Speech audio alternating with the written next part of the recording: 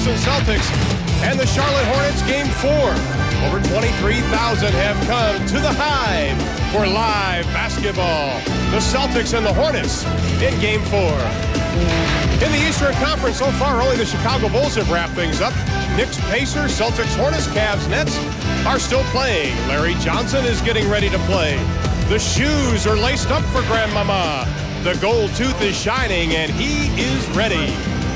Hello again, everybody. I'm Ron Thulin. Welcome to Game 4 between the Celtics and the Hornets. Now, the Hornets won Game 3 here on Monday night, 119-89, courtesy of 6 players in double figures, 61% shooting, and 33 points off turnovers.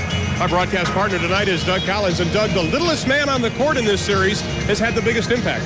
Ron, I really believe that Muggsy Bogues is the MVP, what he's done offensively and defensively. And let's take a look at the Muggsy Bogues factor. First of all, with his defense against Sherman Douglas. Look at him pressure the ball up the floor, making Sherman Douglas turn 2-3 times to get the Celtics into their offense. They try to screen him. They can't screen him. And you're going to see at 14 seconds, they finally get in a position to try to run their offense. Now, from this standpoint, look at Muggsy push the ball up the floor. No resistance. He's going to enter the ball to the wing. They're into their passing game with only 3 seconds thrown off the shot clock. This has been the difference in the half-court execution of both teams. Without Reggie Lewis here, they don't have a guy to go to at the end of the shot clock. Well, Doug, following Game 3 on Monday night, there was a great deal of celebration by both the fans and the players of Charlotte, and that was somewhat of a concern for Alan Bristol, keeping his players focused. You know what, Ron? I don't think that's going to be a problem because I like the way this team finished the season. They won 9 of their last 12 ball games. They beat Chicago in here in a playoff-type game. They go to Milwaukee, win a close game. They move from 7 to 5th. They played excellent basketball. They're young, they're energetic, and they're having fun. Well, Reggie Lewis, of course, is not here tonight. Who picks up the scoring for Boston? Is it Kevin McHale? Well, you know, you'd like to think it would be Kevin McHale, but I don't know. I think that the X-Man is going to be the real factor here. Game 1, 21 points. Since that point in time, he's 4 for 20 from the floor. They need some scoring from him tonight. Well, the Charlotte Hornets made franchise history on Monday night, winning their first playoff game in Charlotte. Tonight, they look to make NBA history. The first expansion team to win a playoff series. Lineups and tip are next. It's not over till it's over. It's not over. It's not over till we get it right. It's not over till it's over. Don't go giving in. It's not over till we get it right. Live in Charlotte for Game 4 between the Celtics and the Hornets as we look at tonight's Jeep Eagles starting matchups. And it's the same 5 that began Game 3 on Monday night. Doug, what should we look for the Boston Celtics tonight? What are they going to do to slow down this runaway train of the Charlotte Hornets? Ron, I think the one thing that I heard from the Celtic coaches is they have to put up more resistance defensively. They have to challenge shots better. They felt Charlotte just ran their offense any way they wanted to do it, coming off screens. More importantly, be more physical. First turnover, it's Gill and Bogues.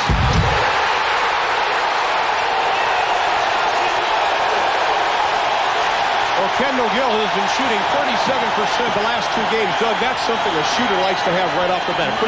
No question, and you see the pressure defense already. The shot clock now is down to 11 seconds and another turnover. Showtime, folks.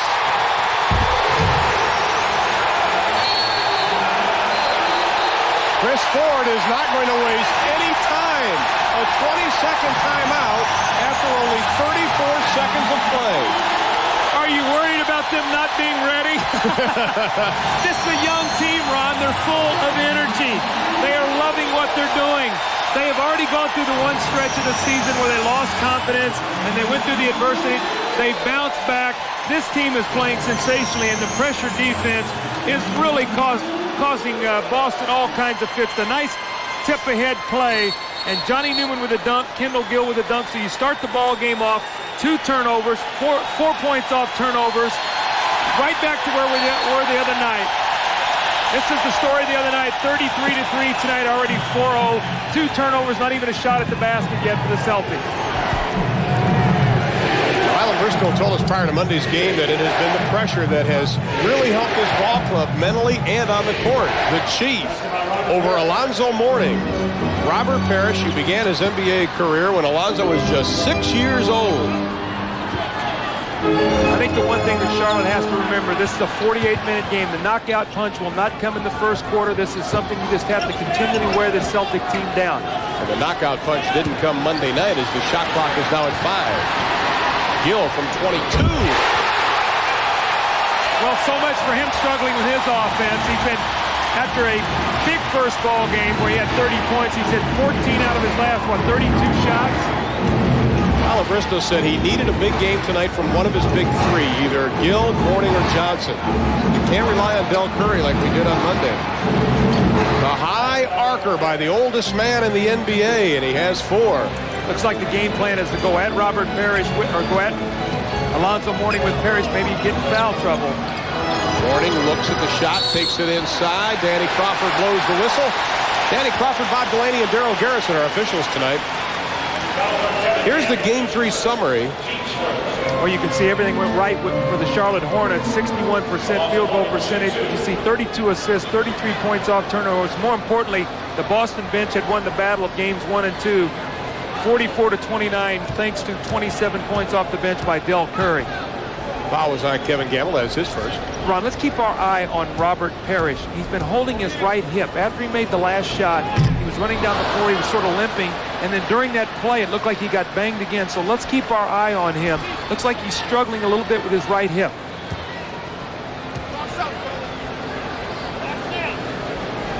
And it is Alonzo Mourning. Missed the first. We'll get the second. Mourning gets in the books. His scoring has gone down from game 1, but everybody else has picked it up. And as Parrish was coming down the court, Mourning quickly put a forearm upside of Robert's chest. See, look at the shot clock. They have not even gotten into their offense yet, and it's down to 11. So it's one quick post, and you got to take the shot. And another turnover. Abdelnaby to Daryl Garrison. Unfortunately, Daryl's not wearing the green jersey. The third turnover for the Celtics, and we've played just about 2 minutes. 5 possessions for the Celtics, 3 turnovers, and 2 scores. So when they've gotten the basketball and gotten a shot, they've been effective. Mourning, the sky hook finds the net. Has anyone told Alonzo Mourning that he's a rookie and that the playoffs are supposed to be different? He is playing sensational basketball. Alonzo Mourning, and we were talking about it earlier today, there's a lot of players that played in the NCAA Final Four here. And Alonzo Mourning, although he didn't play for the championship, he played in a lot of big games as Kevin Gamble hits from the corner. That has to mean something, Doug. They've been in this type of atmosphere. Anytime you've been under pressure, it helps you. Anytime you've been in this kind of environment, whether it's high school, college, pro, you've been here before, so you have a little feel of what it's like to play under pressure. Mourning on Parrish again as the shot clock reaches the 10 mark. Robert Parrish was very upset after Monday's game. He felt the players of the Hornets were celebrating too much. Gamble from the arc for 3. Gamble, who hit 37% from the arc during the regular season, he had 3 threes on Monday night. Gets his first tonight.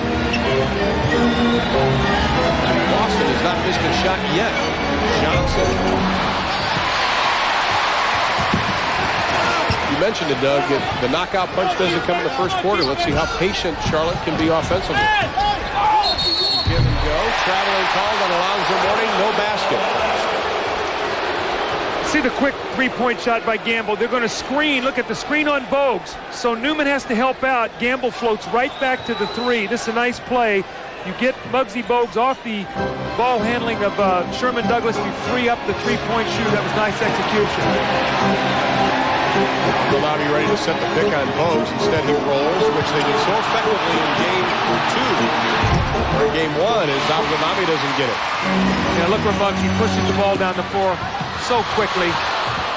Knocked out. Last touch by Boston with 18 on the shot clock. Charlotte has the ball. Charlotte was 22-19 at the Charlotte Coliseum this year. Finished 44-38 overall. Won 9 of their last 12 games, and that hot attitude that these young, fresh legs had at the end of the year is carried over in the playoffs. D. Brown reaches out to grab Kendall Gill, and D's whistle for his first. You can already see the philosophy of the Celtics on any kind of screen down there, really being physical with the guys coming off for the shot. When I talked to Chris Ford and Don Casey and John Jennings before the game, they said that these guys were coming off with free shots. Del Curry, they've got to disrupt their timing. You got to bump them, you got to bang them, you got to make them think that there's a hand coming in their face for every shot. Johnson on Abdelnaby. Bogues left open from 19. Goes about 17 and a half. Parrish can't get the hand on it. See, the thing I like what the Celtics have done, Charlotte came out here with all this energy and emotion. 2 quick steals, 2 dunks. Chris Ford took a 20-second timeout, gathered his team. They've made some nice plays now. They had a big 3-point shot, and they're right back in the ballgame at 9-9. So they've weathered that first initial emotional storm that Charlotte will throw at them tonight. Well, Daryl Garrettson went over with the basketball and wiped it off. Both Muggsy Bogues and Sherman Douglas were saying the ball was slippery. Got a lot of sweaty palms out there tonight. Oh, I bet. I bet. Bogues, who Alan Bristow said has been the biggest surprise this year. His play. Johnson, the turnaround, nothing but net.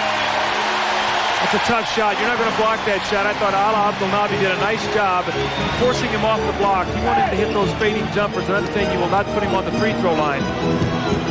Larry Johnson hitting 62% of his shots in the playoff game so far. Newman bellying up on Gamble.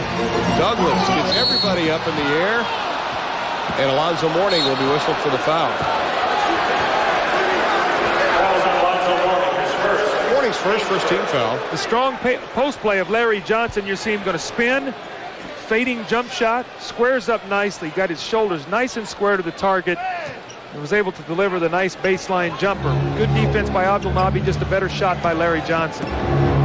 Boston, of course, won game 1, 112-101. Illegal! Charlotte came back to win game 2, 99-98 in double overtime, and then a Monday's game. So Larry Johnson's whistled for his first. Alan Bristow in the ear of Danny Crawford, the official. Kevin Gamble will trigger the inbounds pass. Inside of 7 minutes, Hornets lead it by 2. The 3rd foul on this one trip down the court on the Celtics. Kendall Gill whistle for the foul, and we've got a break in the action. 6:57 left in the first. Hornets by 2. Hornets lead 11-9, and let's talk to you a little bit about Muggsy Bogues defensively. He's the rover.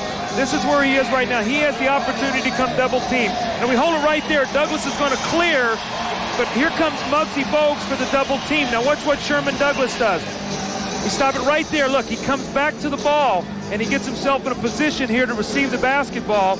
Right there. Now, he does not get the score, but he gets the foul. But one of the things he has done in this series, he's the leading offensive rebounder with 10. So he is taking advantage anytime Muggsy Bogues leaves him to go to the open area. Well, Sherman Douglas, according to Alan Briscoe, said we're going to let him take the shot. I mean, we're not going to give it to him uncontested, but we're going to let him shoot the ball, and if he wants to get the offensive rebound, we'll let him. Parrish's first miss. Hornets by 2, 6:40 left in the first. Bogues, a little drop step pass to Mourning, and he traveled with it. He got up in no man's land. That's 2 turnovers on Alonzo Mourning in this game. He leads the Hornets in turnovers in this series with 10. Many times he just gets a little overzealous offensively. That will come in time where he gets a little more experience. He'll calm himself down a little bit, take the extra second to make the play. Doug, you have to think about it, too. Right now, Charlotte came out, the 2 quick baskets, the 2 dunks. Chris Ford called a 20-second timeout. How important was that right now? Well, he got the rhythm of the game again. There's a great shot block by Mourning and another turnover. And then Sherman Douglas is pushed by Muggsy Bogues. So right now, the Charlotte Hornets trying to make something happen, Doug, but it's just not coming their way. Got a pump fake here, Ala. You got a shot blocker back there. This guy is one of the leading shot blockers in the league this year. 4th leading shot blocker, so you've got a pump fake, get him in the air, maybe get contact and get his 2nd personal foul. 2 straight turnovers for the Hornets, but they still hold on to the lead as we near the 6-minute mark of the first. Another shot block. But nobody to cover up Robert Parrish, who now has 6 tonight.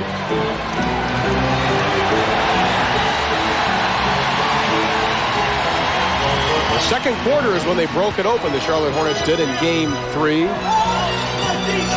They broke it open in the 3rd quarter in game 2, or at least had the big quarter.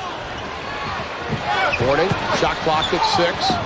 This is the longest Charlotte's held the ball. Good ball movement. Goes for the jam, doesn't get it. LJ to Zoe, the basket goes, and the whistle. Now, Ron, we talk about what Muggsy Bogues does. By pushing the ball up so quickly, did you see how many passes they could make in that sequence before they got the shot? They had to make about 10 passes in this series. Here's the nice shot block by Parrish, but just like happened on the other end, no one cleans up from behind, and Mourning now gets to the free throw line. This is a young man who shot 624 free throws in the regular season, which was 5th in the NBA. More importantly, he was 78%. So he knows how to get to the free throw line, and once he gets there, he shoots a very high percentage. Now Dee Brown's going to bring the ball over the timeline. Kendall Gill following him. Hornets by 3 inside of 5.5. Gamble with Newman being his shadow. Parrish the double team by Douglas. They throw it away. 3-on-1 to Bowes. Gets the easy finger roll. Sherman Douglas tried to make the play happen in the air. Ron, he caught the ball. He's got to come down. These turnovers are leading to nothing but layups for Charlotte. Douglas inside, draws the foul again on Alonzo Mourning, who's mad at himself. Remember when I talked about pump faking? Now this is 3 possessions later. This is Sherman Douglas, your point guard, now has pump faked twice and got both fouls on Alonzo Mourning. Well, New Jersey leading Cleveland. That is in the first game. The series tied our first period. Portland, San Antonio. This is the first time in NBA history probably a game has a rain delay. They've got some bad weather in the Alamo City. So the Hemisphere Arena is probably quiet at this point. Second foul on Mourning as Kevin McHale is checked into the lineup. Now this changes everything. Mourning has to sit down, 5 minutes to go. You come in with Gaddison, who really is a power forward. He's not a center, so now he's going to have to play against Robert Parrish. Advantage Boston Celtics. They'd like to be able to keep Gaddison against Kevin McHale, Mourning against Parrish. Now you've got McHale and Parrish on the floor. Let's see if Boston can punish them with their post game. Well, that's what Alan Bristow said, that when they make that move, he's got some problems. Well, now with Mourning having foul problems, he's got more problems. Gill drains it. So Kendall Gill apparently getting out of his shooting slump, at least for the moment. He is 3 of 3.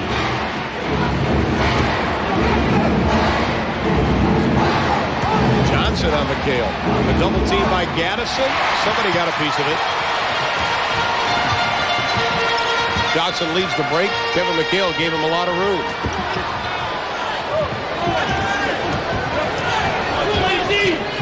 Still plenty of time on the clock, 10 seconds.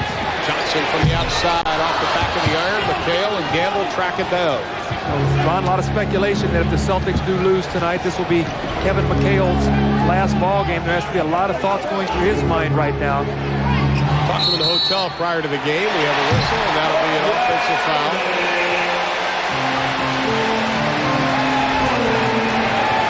Talking to him in the hotel prior to the game, and he was telling me that his back feels so much better today than it did even on Monday. And Monday we saw him struggle trying to warm up. A little 3-man weave here, screen and roll with Gill. Gill inside. Johnson gets stripped by Kevin, Gamble, and Douglas. Leads the green jerseys. Gamble posting up for the 3 or spotting up for the 3. Nobody saw him. Dee Brown's got to get something going here. Didn't get it. Parrish tips it up with the left hand. They need Dee Brown to score some points. He's an explosive player. Parrish is averaging 14 points in this playoff series. The high arcer by Gill right into the hands of McHale. Keep your eye on Robert Parrish. He's going to be sprinting down the floor. They can go to a quick post against him. But Dee Brown, as you said, Doug, made it happen. His first 2. It's a tough matchup right now for Charlotte. You've got the big lineup. You've got the speed and quickness of Brown and Sherman Douglas. Gill trying to get away from Dee Brown, going through a number of picks. Johnson on top as the shot clock reaches 7. The reverse, that'll be goaltending on Robert Parrish. Larry Johnson now with 4. 2:56 left to play in the quarter. And the Hornets lead it by 4, 20-16.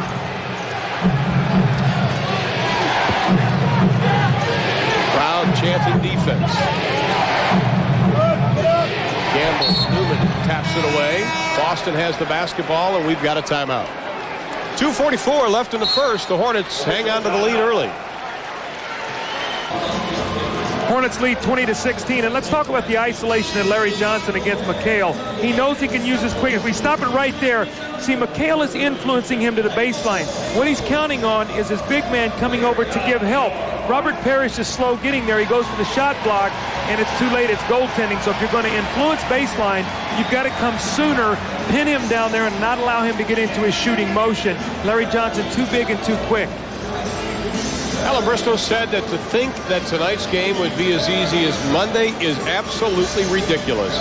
He was correct. Ron, coming out of that timeout, I know what Chris Ford said. He looks out and he says, Del Curry is in the ball game. Do not let him get an open shot. Get a hand up, bump him, chase him. Do not let him get started tonight like he did the other night. Curry, the 7th-year pro out of Virginia Tech. McHale with the loose ball, can't get it to drop. McHale goes to the floor. The Hornets with a 5-on-3. French pastry by Muggsy Bogues. Kevin McHale fell down. So if you're Larry Johnson, where do you go? You go right to the basket. No one covered. Muggsy Bogues finds him for the easy score. And Larry is so good at running that middle lane on a break. McHale inside, gets his own rebound, puts it up for his first 2 of the ball game. Kevin's very active. He's 1 for 4 field goal shooting, but he's getting good shots. Gaddison amongst a lot of green jerseys loses the ball, and they're going to jump it up, says Daryl Garrettson. Well, it was a nice trap by the Celtics defensively. Gaddison beat Parrish down the floor, but good help defensively from Sherman Douglas to pin him down there and force the ball to go out of bounds. We'll have a jump ball, which these Hornets should control, although D. Brown, we saw the other night with some of his shot blocking, can explode.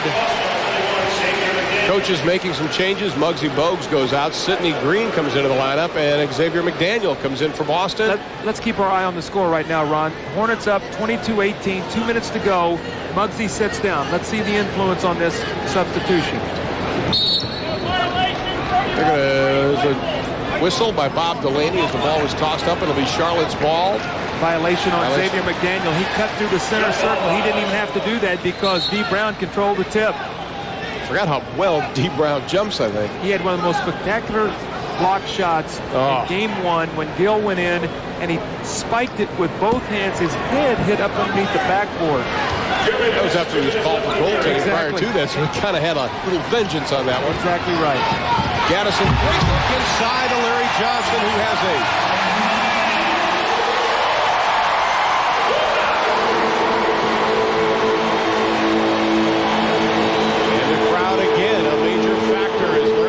Now 3 of 5 from the floor, 4 rebounds. McDaniel, who has been ice cold since game number 1, where he had 20 points. You always like that guy to hit the first shot, although he did the other night, still was only 3 for 8. Nice look inside. Curry to Gaddison. Boy, Chris Ford is very unhappy. Too many layups right now for this Charlotte team. No outside shots forced, and you've got your biggest team on the floor with McHale, Parrish, and the X-Man. Gaddison, Parrish over him. Sidney Green, the 10th-year pro out of UNLV, comes down with the board. Gill falling away. The basket goes. We have a whistle.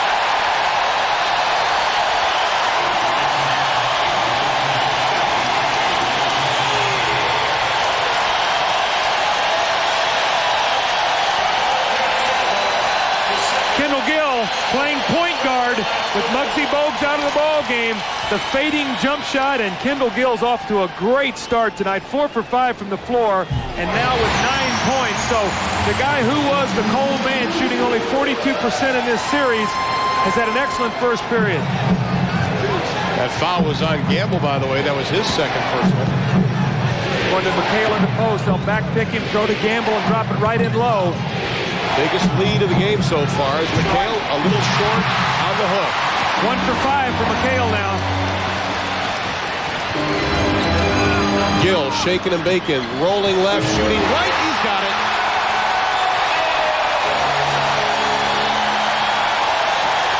This crowd is deafening.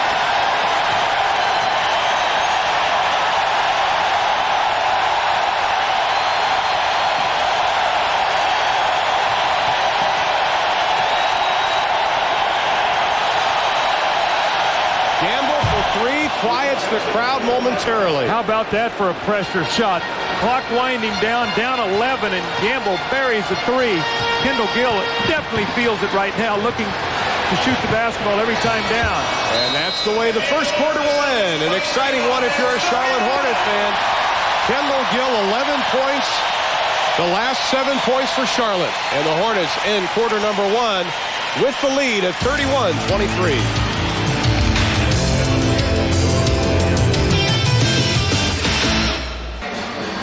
Hornets lead it by 8, 31-23. We're getting ready to start quarter number 2. In the first quarter, the shooting of Kendall Gill really got them on fire. 67% in the quarter, Doug. Well, again, the points off turnovers, Ron. We talked about it in Game 3. It was 33-3.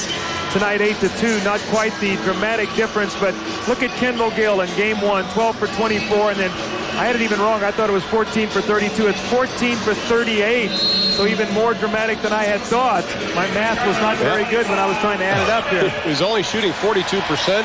Tony Bennett has checked into the lineup. He has the basketball for Charlotte. He's joined by Kenny Gaddison, Larry Johnson, Sidney Green, and Del Curry. Boston has McHale. Curry, that's what he did in Game 3. Boston, McHale, McDaniel, Gamble, Brown, and Abdelnaby. So you get Mourning sitting down with fouls. You've got Larry Johnson on the floor right now with Sidney Green and Kenny Gaddison. They've got to punish this front line, Ron, and they're not taking advantage of it. Boston has it. We really felt that Boston would try to go inside scoring. I mean, really bang it in there against them. When Mourning went down, it was 16-12, 4-point lead, and since that point in time, they've pushed it up to 10. So instead of taking advantage of it, Charlotte's quick lineup has hurt the power lineup of the Celtics. Kevin Gamble, who's averaging just over 13 a game so far tonight, has 10 points. He's 4 of 4 shooting.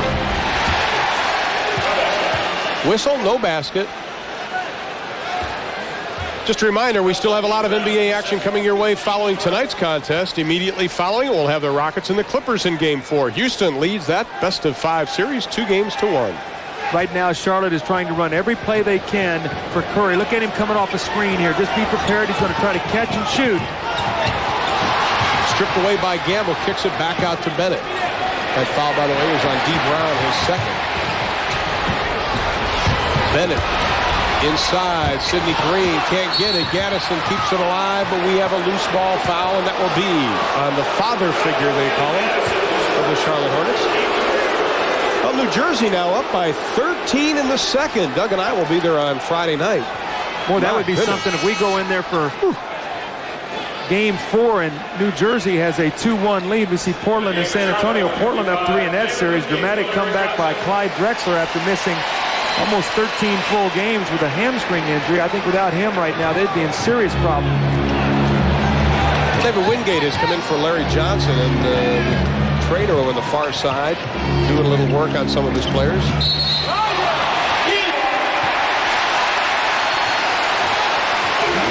Charlotte has the basketball. Kendall Gill being taped up. Keep your eye on Del Curry. Every set play, they're trying to give him 2 or 3 screens. D. Brown is so aware of him, trying to free him up for the shot. Gaddison all the way off the glass softly. Kenny Gaddison has had 4 straight seasons shooting better than 50% from the floor. Continued that trend again this year. Hornets by 10. Now, David Wingate is playing against Xavier McDaniel. McDaniel should be able to post him. Instead, they're trying to go to McHale. You got to go to McDaniel to get him some shots. He hit his first one. Sidney Green was just leaning on Kevin McHale that time. There's Curry again trying to free him up. Great look inside.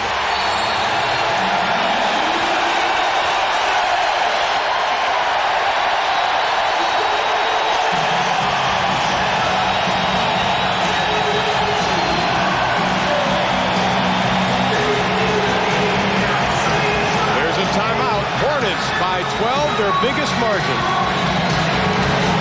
And don't let this guy get a shot. He's hot. So we stop it right there. Here's McHale. Here's D. Brown. This man has got to get the roll guy. Ala Abdelnaby is slow getting there, and Gaddison gets the wide open shot. They come back and run it from the other side of the floor. You see the screen. Abdelnaby jumps out this time. This time it's Kevin McHale who's slow getting there. Kenny Gaddison, 4 quick points off the simplest play in basketball, the screen and roll. In the last 3:51, Charlotte has outscored Boston 13-5 for their biggest lead. Boston's never led in this game, by the way, illegal defense against Charlotte. Now, as long as Charlotte is continuing to play this way, Alan Bristow has a great luxury. He can keep Alonzo Mourning sitting down and does not have to risk putting him back out on the floor and getting his 3rd foul this soon. So Alonzo, as badly as he wants to be in the game right now, can get this kind of rest and not get the foul because of the play of his teammates and specifically the bench. The double team by Bennett on McHale. They want to double with a smaller man, and it was effective there as the shot clock is now at 10. Douglas forces the shot up to McHale, and he almost had it. See, Sherman Douglas had 9 seconds on the clock when he took that. Gaddison, Newman, and Wingate fakes inside.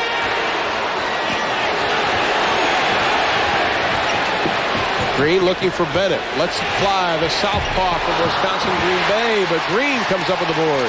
Uh-oh, Curry's got it again. He's going to create a shot or get his own here. Look at this, a double team. So now it's 4-on-3. Someone's going to get a wide open shot. There it is. Bennett has it rejected by Abdelnaby. Douglas released on the play. And Sidney Green just grabs him.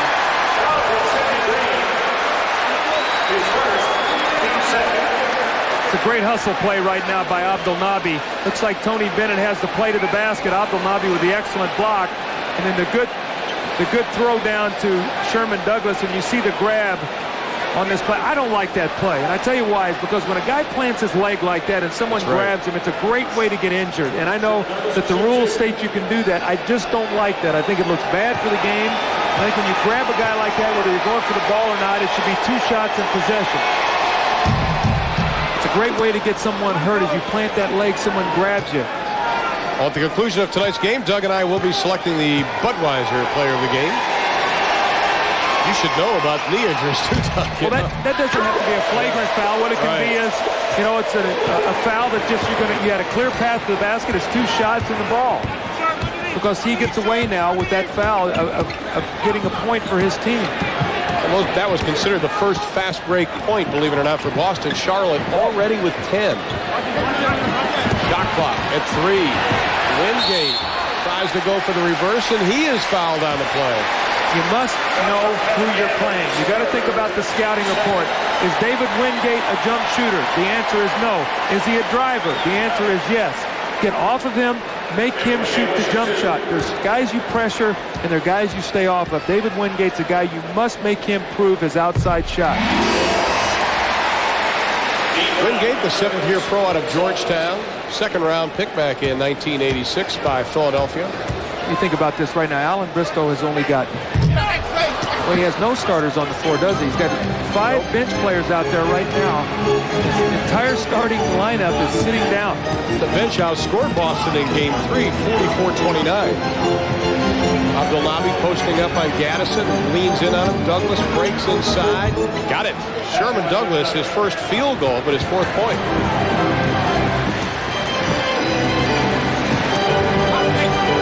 D. Brown's doing a good job on Curry, really chasing him. Curry goes right. Oh, it drops. My goodness. D. Brown did everything right. Del Curry just did it better. D. Brown whistled for his 3rd. Look at the ball, or the play off the ball. D. Brown's trailing. He curls it. Gets inside.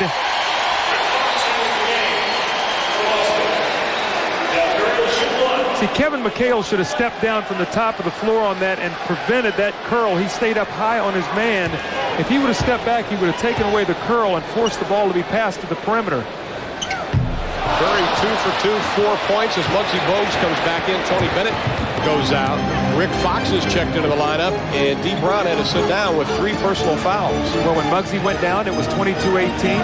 4-point lead. It's now 12, so +8 as Muggsy rested. Fox, the high archer, and Chris Ford has had some nice things to say about Rick Fox as he makes things happen. He goes for those loose balls and always seems to come out of the pack with it. And He's looking for some type of offense now for Fox. He's played well in the series, but his shooting does not tell you that. He's been only 3 for 15, but he's gotten good shots and made some nice plays. Now Xavier McDaniel trying to keep up with Curry. Curry running all over the gym. Shot clock at 7. Wingate turns, pops, stops, and has got it. David Wingate has been a real factor for this team. He's had knee problems, but he's a tremendous defender. In the instances, Alan Bristol will put him in to shut down the opposing teams off guard. Former Portland Trailblazer Ala Abdelnaby with his first 2 cuts the lead down to 10. Inside of 7 minutes with the Charlotte Coliseum, along with Doug Collins, I'm Ron Thulin. Game 1 of our doubleheader here tonight on TNT. Ernie Johnson with Chuck Person in the studio back in Atlanta. Boy, that would have gone in. McDaniel looking to get it to somebody. Finally gets it over to Rick Fox. Pulls the trigger from about 18. Pulled the trigger, and he also pulled the string. That's why it came up short. Bogues to Wingate. It's a nice play by Abdelnaby. Got off of him that time, shut off his drive. Little lob in the green, triple team. Gaddison cutting down through the paint. And we have a foul. We also have a timeout. 6:15 left in the half. The Hornets by 10. And just about 6 minutes left in the quarter, and that had the hot hand. That man had the hot hand in Game 3, and you see the effects of it now. Well, I'm surprised they're not guarding him over here, because when we see this replay, Chris Ford has said, wherever this man goes, Del Curry, don't leave him. So let's just watch. Going to get a bump here. There's a bump. There's another one. Here comes another one. 2 guys on him now. When you shoot 12 for 17 for 27 points, you get that kind of attention from the opposing coach. Slightly. Me and my shadow. You have to think about the Boston Celtics trailing by only 10. They're almost fortunate because Charlotte's shooting 61% to their 47%. Boston has 2 more turnovers, 9 fewer fast break points. Being down by 10 isn't a whole lot when you look at that. Larry Johnson, Alonzo Mourning back in the game after a nice rest. Big time rest for Alonzo Mourning, and he pulls the trigger over Parrish. Barely nicks the rim. Right back up Johnson. See, Alonzo, when you sit down for a while, you learn as a young player, catch the ball, get a couple feels before you try to take your first shot, unless it's a layup or a dunk. He had no feel on that shot.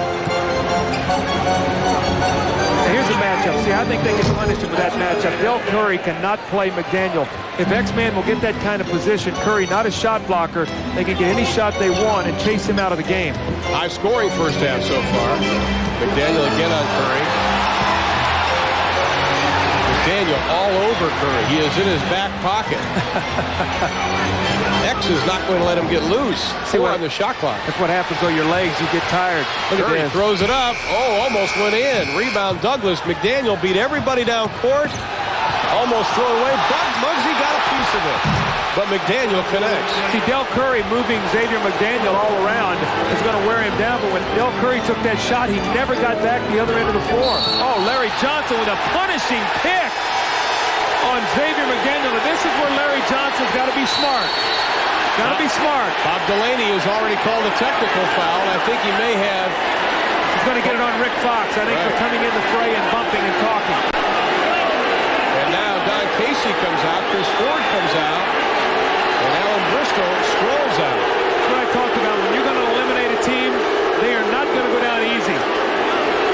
Fox still jawing with Mourning. Xavier McDaniel has been all over Del Curry, so Larry Johnson's going to come over and try to give him a screen, and he really stands him up with a pick. Technical foul was called on Rick Fox. Let's take a look on this screen. Double technical. Let's take a look right here. Now here's Del Curry, here's Xavier McDaniel, and boom, right there, the shoulder, and you see Ala Abdelnaby with a little shoulder also, so we have a double technical on Larry Johnson and Rick Fox, and there's the jawing. Well, Alan Bristol had told his troops on Monday to be aware of Boston trying to get physical with them today. And he said, don't be surprised if X or somebody else tries to get Larry Johnson mixed up. Now, Larry Johnson waving his arms to get the crowd going. You see him there. How about this for for Xavier McDaniel. He goes over to the Charlotte bench and gets a towel. A little gamesmanship there. He didn't go to the Boston bench. No. He went over to the Charlotte bench. They weren't going to give him a towel. So go get your own towel. That's good. That's good. Well, X is going to shoot.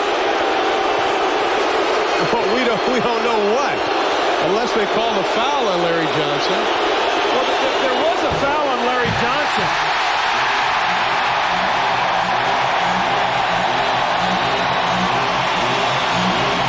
Well, now X is going to shoot, unless they're calling it a flagrant.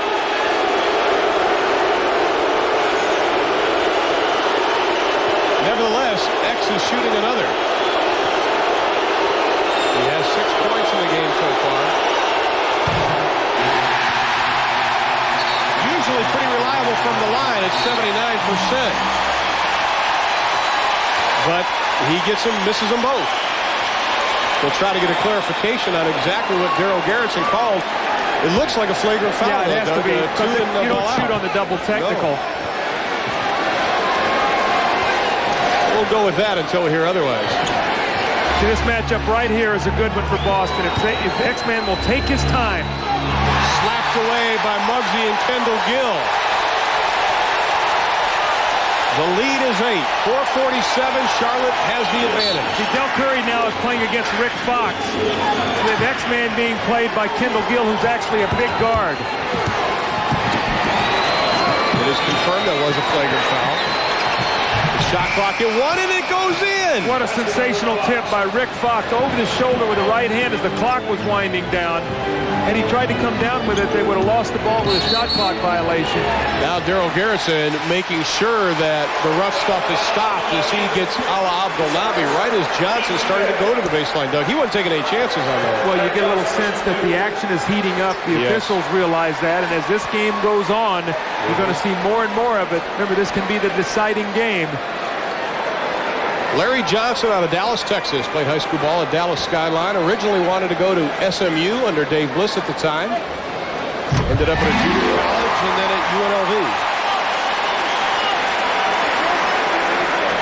Johnson 5 of 7 from the floor. He has 5 rebounds already as San Antonio trailing Portland by 1 in the second. Of course, Ernie Johnson on our Reebok halftime report will give you all the scores and highlights, along with Chuck Person, our special guest tonight. We're glad to have him in our studio.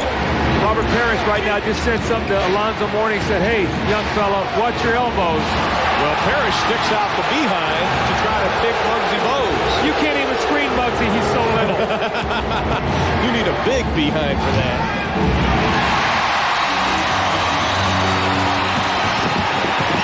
The no-looker to Mourning. The whistle. Doug, I really think that you can't put a price on energy. And right now, Charlotte has it, Boston doesn't. See, Boston was angry the other night at the way that Charlotte was in here having fun and everything else like that. They tried to get themselves geared up, being angry at what was going on. But what happens is you have to have the energy with your legs to be able to back up what your mind and your body would like to do. And right now, this Charlotte team at home with this kind of crowd and these fresh legs make it very difficult for Boston to match their energy. I agree completely with you, Ron. Mourning with a degree in sociology out of Georgetown. John Thompson was in attendance on Monday. See, this has been a key in their whole series. The free throw shooting. Boston is shooting 88% in this series, but they've only attempted 50 free throws. On the other hand, Charlotte has gotten to the line 80 times, made 57, so Boston shooting a tremendous percentage, but they're minus 13 at the foul line. That has been their problem all season long. They are 27th or last in the NBA in free throw attempts. And you think how many shots Boston has gotten during that time. Well, in one game they had 105. In the game two, they took 105 field goal attempts, only shot 17 free throws. Boy, that'll be crowd chanting defense. Gill double teams the Chief. Douglas pumped once, too many. X loses it. Right into the hands of Johnson. Kendall Gill over Daryl Garrison.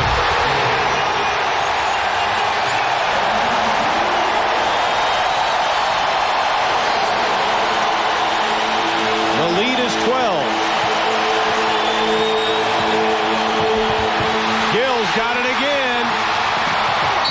Hard foul by Sherman Douglas. They're looking to see if it's a flagrant foul. Yes, it is. It is indeed a flagrant. Now, see, this is where Charlotte's got to be real careful. They're young, they're energetic, they're enthusiastic, all those good things, but they've got to stay away. You'll see Kendall Gill's all upset.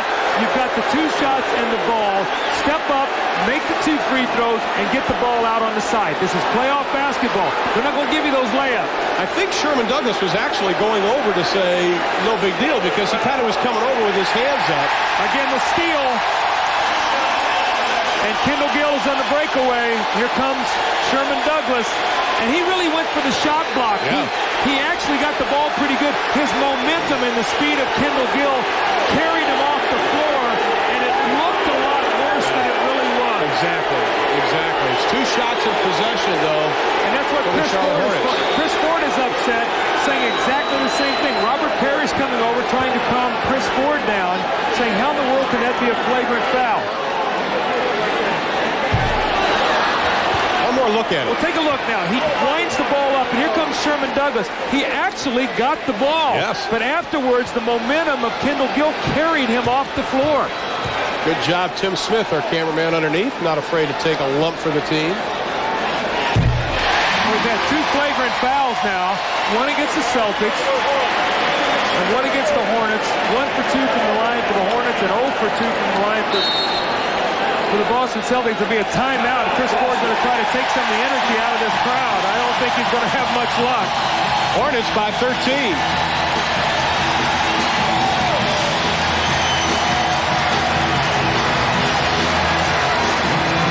Take another look at this play, and we'll see why it's a flagrant. Kendall Gill's going to cock it back like he's going to dunk. We stop it right there. All right, this is okay. This is okay. But watch this right here. Right at the last moment, you're going to see a little push right there. With the speed with which Kendall Gill is going, that's where you're going to get the flagrant foul. They were upset, but from that angle, I can see why the play was made, because you can get a guy injured. Well, Doug, as you were telestrating that, Xavier McDaniel grabbed Daryl Garrison, pointed to you on the telestrator and said, see, look at it. Don't drag me into this. Yeah, I know. I don't want any part of this one, big guy. Now, the other night in the game, Game 3, when the Hornets start pulling away, the Celtics retreated, and that's what they were upset about. They did not compete. They're down 15 right now. This is a critical 3-minute stretch. Charlotte 9-0 in the last 1:15. Have their biggest lead of the game at 15. Daryl Garrison blows the whistle. Well, coming up at halftime, the Reebok Halftime Report. Ernie Johnson is in our studios with Chuck Person of the Minnesota Timberwolves. They'll have highlights and scores of Portland, San Antonio, Cleveland, New Jersey, plus an update on John Starks and Reggie Miller and whether or not they went out to supper last night, and a preview of Game 4 between the Rockets and the Clippers. All right, interesting lineup now. You've got the X-Man at the small forward, Fox at the big guard, and McHale and Parrish as big as you can possibly get right now. Let's see if their size will work against the speed. Fox doesn't get it. Parrish, the high rainbow. That's what they got to do. They got to punish them inside with offensive rebounds or post up. It also prevents the Charlotte Hornets from being able to run out against them and get some easy scores. So let's keep our eye on this lineup with 3 minutes to go in the half. Chief is now 5 of 7, but that is his first field goal of the second half. Mourning answers it right back. And Robert Parrish can't play him out there because he'll put it on the floor and take it past him. So if Zoe's going to hit that shot, he's going to have a lot of success spotting up about 16 feet. 2 minutes left in the half. McHale, the double team, gets out of it. Fox with the shot clock at 7, lets it fly. Hornets on the run. The Celtics on the run. Johnson gets a piece of it, but McDaniel answers with the left hand. Well, he didn't quit on the play. He got the shot blocked, but he hustled right back after it. X-Man starting to warm up a little bit now. See, I think he needs to throw up a 20-plus point night for these guys to have a chance to win. He has 8 already tonight, Doug, on 4 of 6 shooting. Wingate getting a lot of playing time. So Johnson, shot clock at 4. The fall away finds the hole. Everything's going right for Charlotte. They're making their outside shot. So Parrish and McHale cannot defend those two players that far on the floor. Larry Johnson came in shooting 60%, and he has only missed 2 shots tonight. McHale answers it. He has 4. Don't blink, though, because here comes Kendall Gill right down the lane. Fox strips him of the ball. Let's take a look at Xavier McDaniel and see exactly his hustling. Well, Larry Johnson had the turnover. He hustled back to get the shot block. And then there's the X-Man finishing up. And as you said, he's 4 for 6 from the floor for 8 points. Wingate out, and Curry has come back into the lineup for Charlotte. See if they can free Curry up for a shot in this series against McDaniel. I know they'd like to run him off some screens. They're on a series where he sets a screen down on the baseline and it comes off a double. See if they can free him up. Freed Gill up. Bogues tosses up the prayer. Parrish had it. Bogues comes right underneath him. This guy's like the Energizer Bunny. Wind him up and he just keeps going. If I was his agent, I'd find those people immediately. That's right. Make $1 million. You got it. An 8-point lead. It is now 10.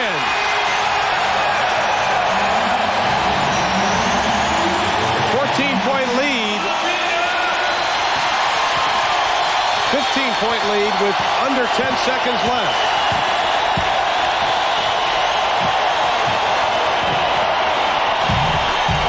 McHale with his 6th.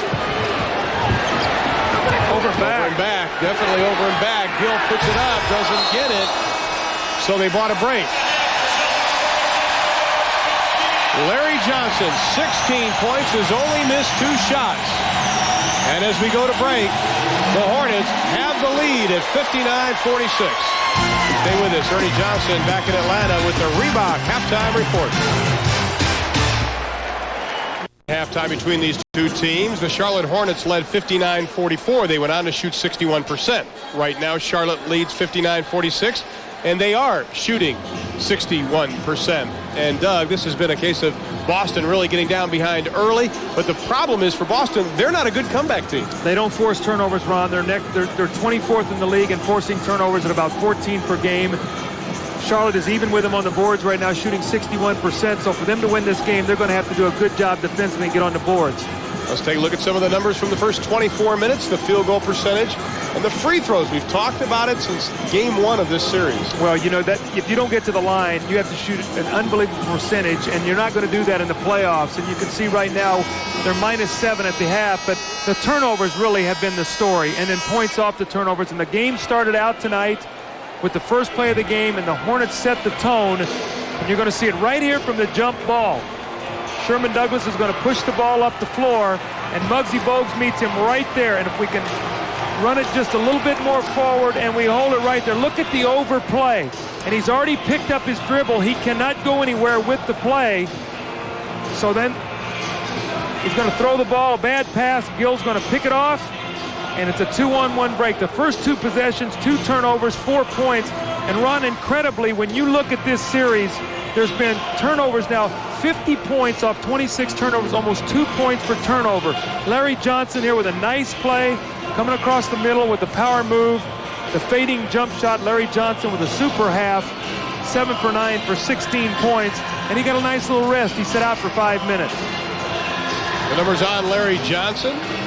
Throw in 5 rebounds on that as we are set to begin the second half in what could be a history-making second half for the Charlotte Hornets in the NBA.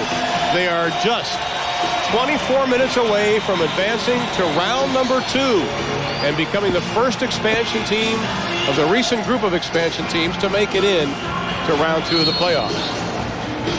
Parrish and Gamble both with 10. Gamble had 8 of those, however, in the first quarter.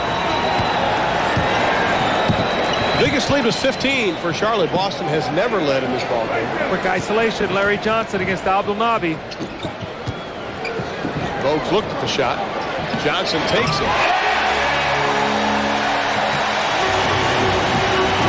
You'd have to think that a player can't continue to shoot 60% plus, but Larry Johnson is doing just that. Well, he's getting any shot he wants to get. And that's the real key. D. Brown buries the baseline jumper, but he's getting the ball where he wants to get it. The key to defense is pushing a guy a foot further out on the floor or bumping him just enough to throw off his rhythm. The Celtics have been able to do neither. Considering Larry Johnson started out 1 of 3, he's hit his last 7 shots. The reverse, Parrish ties him up. Brown tried to save it, but with 7 on the shot clock, Charlotte has the rock. I think the ball hit the rim. There's going to be a new 24-second. When Kendall Gill went underneath the basket and tried to take the shot, the ball was deflected into the rim. So he should have got a new shot clock.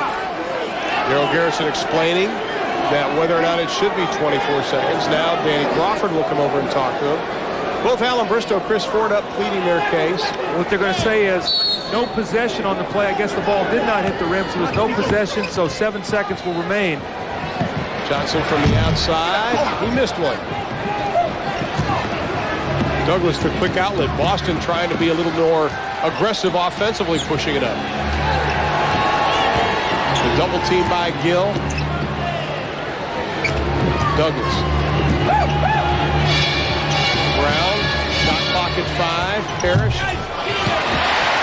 Rebound Johnny Newman, and he leads the break. Mourning wants it. They find him. Oh, bad pass by Newman. He had beaten Parrish down the floor.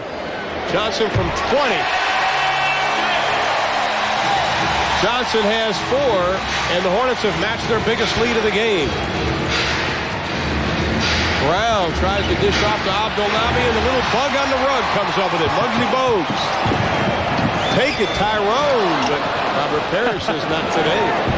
Tyrone was 5'3" on that play. This time Mourning didn't go. That is a walk. Now Sherman Douglas had gotten Alonzo Mourning's 2 fouls on him by pump faking. That time he stayed down, Ron. Good call. Muggsy thought he was about 7 feet on this play. That's the way he's been playing in this series. Robert said, no, I am not going to let you get that shot off in here, Muggsy. Go back out to where you belong. Boston, 4 possessions, 2 turnovers. Gill, the running jumper, a little bit short. Boston has it, 9:57. Is this the last game for that man? I wonder what thoughts are going through his head. You know, he's never really said that he's retiring, but everyone knows he is. He just does not want any fanfare. His 13th year out of Minnesota, the all-rookie team back in '81. 3-time all-defensive first team. A whistle. That is an illegal defense. Quick substitution. The X-Man coming right back into the game. Ala Abdelnaby will sit, so they're going to go with the X-Man and Kevin Gamble, Robert Parrish on the front line with D. Brown and Sherm Douglas. Look for Kevin McHale to be back in soon if Chris Ford feels that any way that this game is slipping away. He cannot allow the game to get too far out of reach. Down 15 to 9:43 in the third quarter. That was the second illegal D called on Charlotte, so D. Brown has 3 in the half. Boston now with 49, Charlotte 63. Alan Bristow, 6 years under Doug Moe in Denver. Came over to Charlotte in a management position. Took over this team at the beginning of the 91-92 season. Gamble, Newman hawking him. Parrish goes down hard. Seems to be okay as the shot clock reaches 7. Boston scrambling. Shot clock at 3. McDaniel with 2 on the shot clock, and Bogues clears the rebound.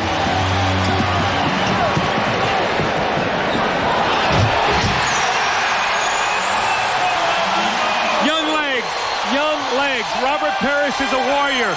He cannot keep up the pace with Mourning when he changes into the floor. The biggest lead of the game for Charlotte. Boston needs a quick score. But Charlotte keeps up that defensive intensity. Parrish gets away from Mourning. Bristow talking to us this morning was talking about how confident this team is, and it really started with the game we had on TNT, an Orlando game. Johnny Newman from the outside. That broke a 5-game losing streak. He said Muggsy Bogues at that point was struggling. He goes, when you're 5'3", when you struggle, you look 5'3". Actually, I had done that game down in Orlando. They got a break because Shaquille was suspended that night. It really helped helped turn things around for this team. They got their confidence back. Morning rejection. Sherm Douglas for another offensive rebound. And it is going to be a whistle and a foul called on Alonzo Mourning, and Sherman Douglas is now holding his back. Well, Larry Johnson called for the foul. Sherman Douglas cuts to the basket, and there's Alonzo Mourning. Remember, the fourth best shot blocker in the NBA. Sends one back. That foul was on Johnson. That is his third. Mourning had 3 blocks in the first half. And that'll send Sherm Douglas to the line.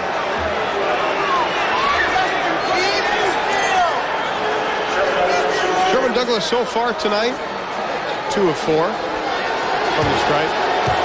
Ron, this has really been the difference in the series, the free throw shooting. Boston has been shooting them so well at 88%. But let's look at the numbers, the front line numbers of Boston.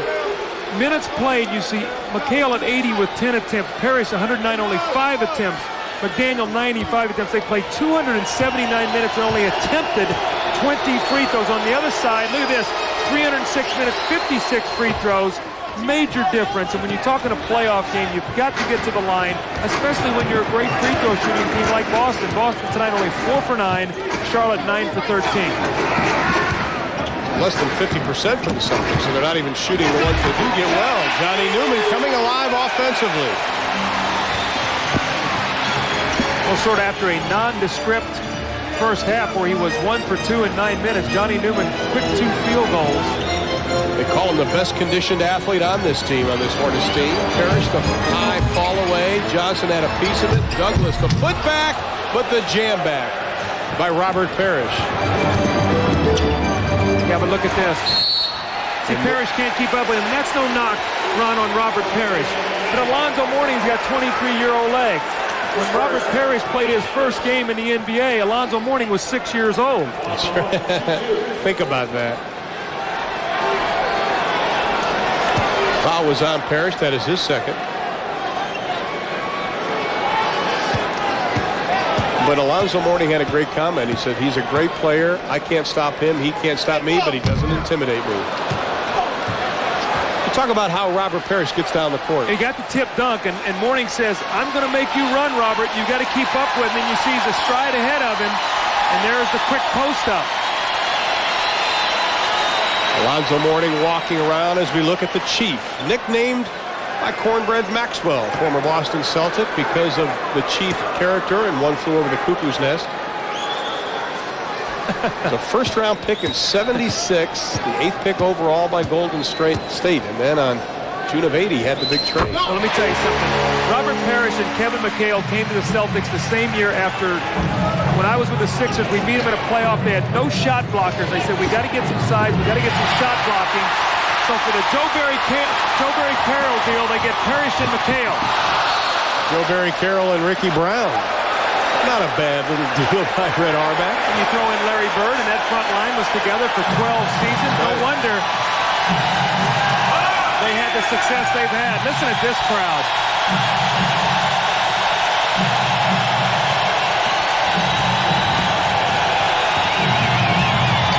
McDaniel can't get the jam.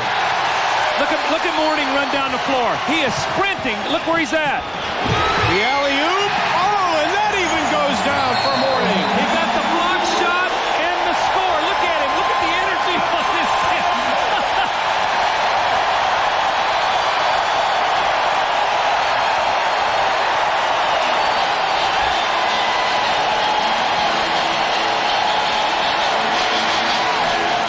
It open at 72-54, 6:51 remaining, and let's take a look right here at Alonzo Mourning, the shot block. And we stop it right there. If we hold it, look, here's where Robert Parrish is, and this is Mourning. Look at him get out and go on the fast break. And the little guy, Muggsy Bogues, is going to reward the big fellow for running. And again, this is not lack of effort on Robert Parrish. It's his 23-year-old legs and the excitement of this crowd and the numbers of the big three. These are the three guys that have carried them. Kendall Gill, a great first quarter. Larry Johnson has been consistent the whole night. And Alonzo Mourning has been sensational here in the third quarter with his shot blocking and rebounding. And Alonzo Mourning with his 6th block, but Robert Parrish is able to tip it away. Kendall Gill had 11 of his 14 in the first quarter. Larry Johnson 9 of 12 now. These Hornets playing inspired basketball deluxe. McDaniel with the push.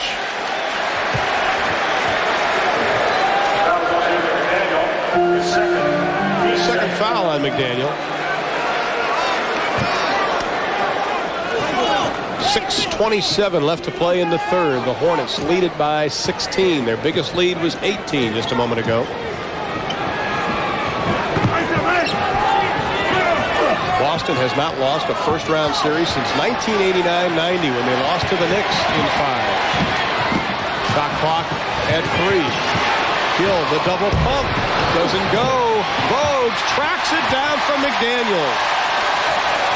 We talked about him being the MVP. Every loose ball, his pressure defense, his court awareness, his energy, this little guy has been sensational. If they hold on to win this game tonight, he really has been my MVP. You can talk about the big three, but he has set the whole stage and the whole table for this team. Gill lets it fly, doesn't get it. McHale with the rebound. Bogues has 3 rebounds this quarter. McDaniel faked it to Parrish and took it.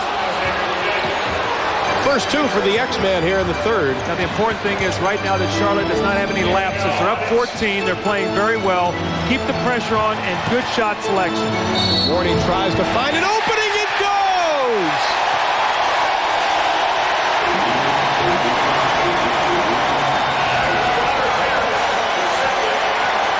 Now the impressive thing about this was he went left. He went to his left. Parrish overplaying his right hand. Look at the crossover by the big guy. He gets fouled and squirts it up into the basket. And look at Alonzo Mourning. You think he's having some fun? Why not?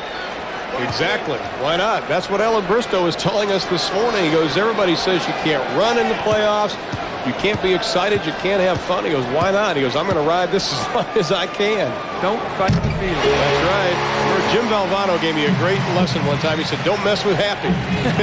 That's exactly right, Jimmy. And the pressure continues by Charlotte. It's almost like Charlotte has 6 guys on the floor defensively. Oh, yeah. Boston's getting trapped. They throw ahead. And they look up, and Charlotte's got everyone back defensively. Next to Brown, lets it fly from deep in the baseline, goes about halfway down. Muggsy Bogues, the 6th-year pro out of Wake Forest, 28 years old, and as tough as one can be. He doesn't back down from anyone. McHale on Johnson. Charlotte coaches want an illegal defense. Gill fakes once, McDaniel slaps it away. 4 on the shot clock as we look at tonight's GMC Truck scoreboard. Joe Klein checks in. Robert Parrish will take a seat. Well, Cleveland's finally back in that game. They were down as many as 14 in the first half. Sam Bowie with an injured ankle. Portland, San Antonio tied up in the third.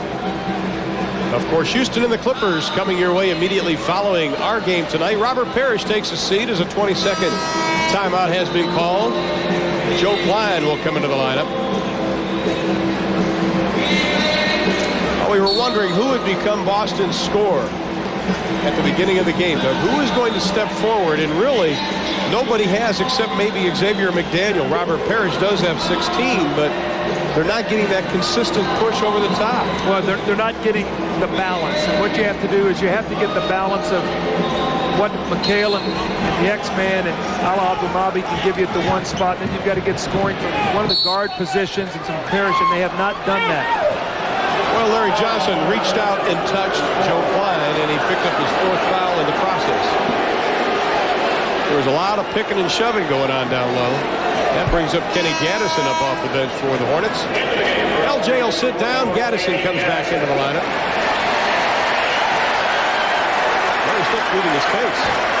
Larry doesn't even argue very well. No, he didn't, did he? He has a smile on his face when he argues. You know, that wasn't a foul. You could see him sort of smiling. Larry Johnson sits down after hitting 9 of double dribble 20 points, and he did. He traveled with us as Bob Delaney will go the other way. Right in front of us, it'll be Kendall Gill. defense starts with pressure on the basketball. If you can pressure the ball, you can disrupt the team's offense, and that's exactly what has happened in this series. I know we keep belaboring it, but Ron, that is the whole thing about this series. The pressure defense started by Muggsy Bogues out on the floor. And that is something Charlotte did on Monday from the beginning of the game.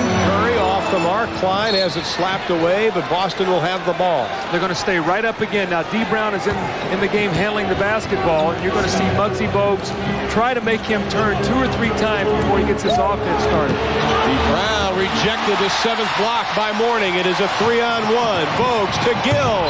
Loses the handle, but we have a foul. Probably gambles for it. When you got a shot blocker, you can pressure the ball. You drive him inside, and you say, big guy, reject anything that comes in there. You take away all of our mistakes on the perimeter, and then down on the other end, make sure that you get him involved. Kendall Gill with a sensational play. But again, Muggsy Bogues pushing the ball out on the floor. What about the morning after effect? And you see it right here. Look at this. In one season, plus 13 on the road. Point differential, 4 points. Opponent shooting down 3%. Blocks up 2 from the last in the league for 4 straight years to 8th this year in rebound margin 2. So the dramatic effect that he has had on this team. I think this misconception is this Charlotte team just wants to outscore you. That is not the case. They score 110 points a game, but I have been very impressed with the defense that they have played throughout. Boston's only averaged 99 in this series. What impressed me about Mourning is yesterday after practice, he went right up to the weight room and spent about an hour and a half. Then he came down and had about an hour photo shoot with the Charlotte uniform on. Exceptional young man. McHale with the right-handed hook. Kevin's first 2 of the second half. He has 8 for the ball game. Kendall Gill has been awfully quiet. He started out 6 of 7, but has since gone 0 for 6. But you know what? They have not needed him, Ron. Everybody else is doing their spot, so he got them off to a great start. And right now, he's just fitting into what they need. Like grabbing down loose balls. Didn't get it. He has so many of the mannerisms of Michael Jordan. You can tell he went to school at University of Illinois, and you watch Michael play, and he has really emulated him from his wristband to the way he dunks with his left hand to the way he shoots the ball. You can just see that he's studied Michael Jordan so much. This quarter, Boston already has 5 turnovers, but Charlotte has not been able to take advantage of it with no points. If Kendall Gill works on the finer points of his game, I think that, he needs to just kind of refine it because he obviously has a great deal of talent. McDaniel grabbed from behind by Curry. It's going to be a two-shot foul. Clear path to the basket and established in the front court. And we've got a timeout, and we'll be back to shoot the free throws in a moment. Hornets lead it. Third period at the Hive. An update from New Jersey. All series long, Gerald Wilkins and Drazen Petrovic have been going at each other. Look at number 3 in white. Takes the elbow from Gerald Wilkins. This has been a tremendous series and a great game tonight. New Jersey had the lead, but Cleveland rolled off a 14-0 run on them in the third. They lead at 77-70. A 7-point game. We send it back to Charlotte. Of course, we will have another game of Cleveland and New Jersey Friday night. Doug and I will be there for that contest. I was in on the Game 2 talking between Drazen Petrovic and Gerald Wilkins when Drazen had the good game, had 21 points to help lead the Nets to the upset, but it looks like Cleveland's starting to get control of that game, although there is still a lot of time to be played. The free throws again. Just 4 of 9 for Boston. X is 0 for 2. And the 2 he misses on the flagrant foul.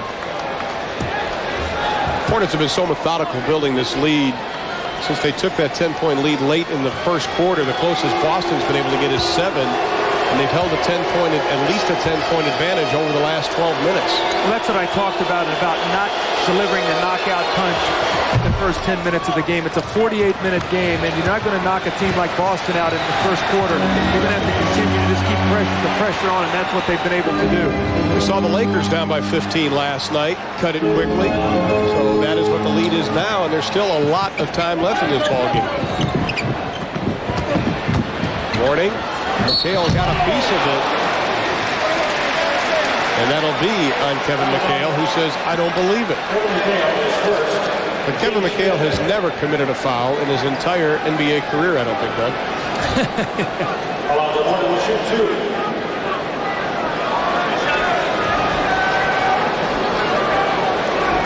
Alonzo Mourning, 15th in scoring, 14th in rebound, 4th in blocks this year. And missed training camp.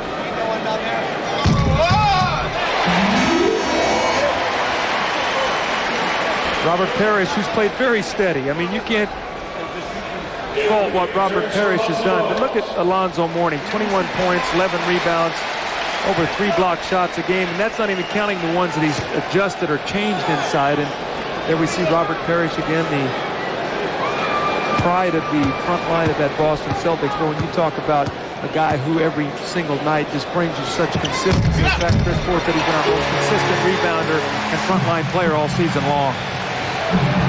Now the pressure put on Sherman Douglas by David Wingate. Gaddison comes over for the double team. Ron, they're not going to let them get back into this game. Look how they're forcing him to work. And it turns into a 3-on-1. Gaddison over Douglas. Boy, Alan Bristow says, let's knock him out right now. Keep the pressure on.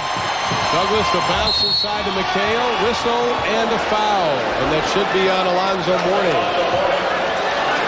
So there's his third. There is the veteran play of Kevin McHale. Jumped right into the chest of Alonzo Mourning. Says, I'm going to get this foul. He got one on the other end of the floor. So he was going to make sure that there was contact. He jumped right into the chest of Mourning and forced him to bump him. Alonzo said, what did I do to get this foul?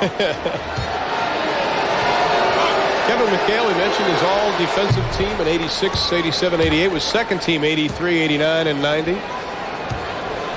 Fourth on the all-time list. Well, look at the front line of the all-time leading scorers. 2, 3, and 4 are the front line that the Celtics threw out there for 12 years.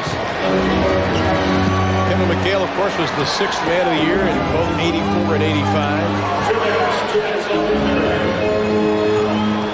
He has played well tonight again. Inside of 2 minutes, the lead is 17. Mourning just tried to force his way through the big bodies of Joe Klein and Kevin Gamble and Kevin McHale. Klein whistled for the foul. 5-team foul, so Mourning will be back at the line shooting 2 once again. Alonzo Mourning so far today has only missed 1 free throw out of his 10 trips. He's been to the line 10 times. Make that he's missed 2, 8 of 10. He's got 20 points for the ballgame.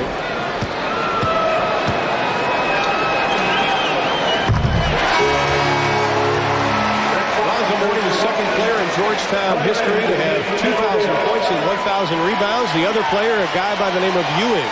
Rick Fox checks into the lineup. Boy, I watched the tape of that game last night of the incident with Starks and Reggie Miller, and Patrick Ewing was incensed that John Starks had made that mistake. At the time, the game was tied, and Indiana went on a 59-34 finish to get back into that game. Mourning in this quarter, 3 for 3, 12 points, 4 blocks.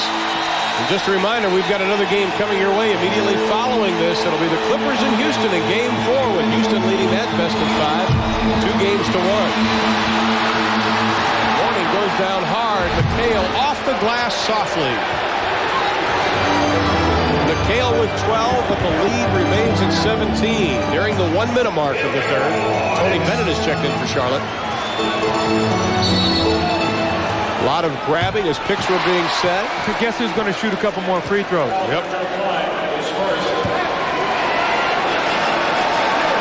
And back to the line goes Zoe. Alonzo Mourning.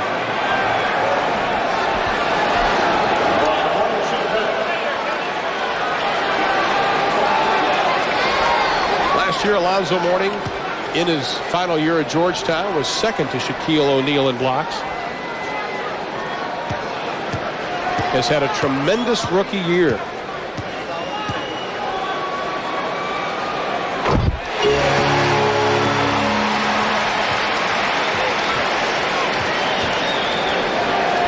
Mourning now, out of 13, has only missed 2. So this free throws will be his 14th free throw, which is 1 more than the entire Boston team has shot on the evening. My goodness. My goodness.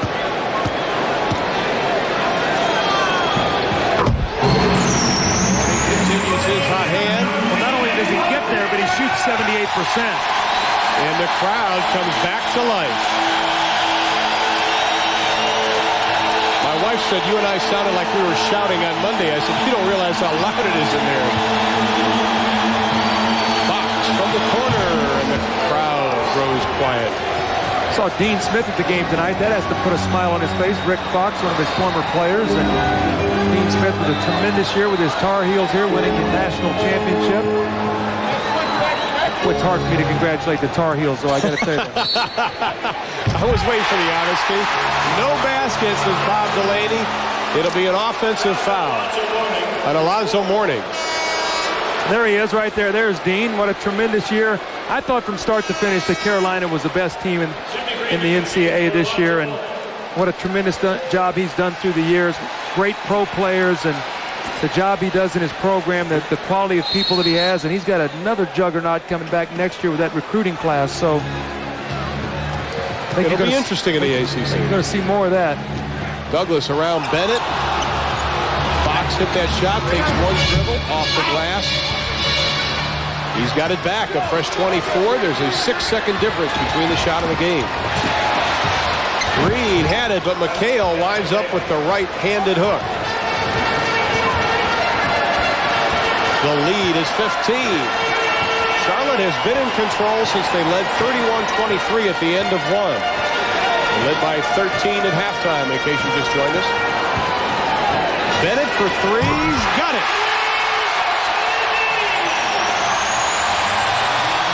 Tony Bennett, the rookie out of Wisconsin, Green Bay.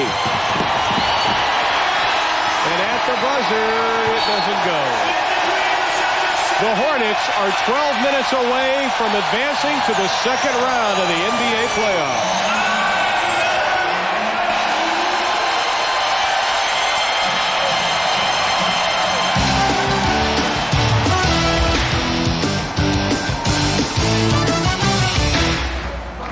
Eastern Conference semifinals, they lead the Celtics by 18. Meantime, in the Western Conference first round, how about this? The Blazers and Spurs tied up at 76. Back east, Cleveland and New Jersey at Brendan Byrne Arena.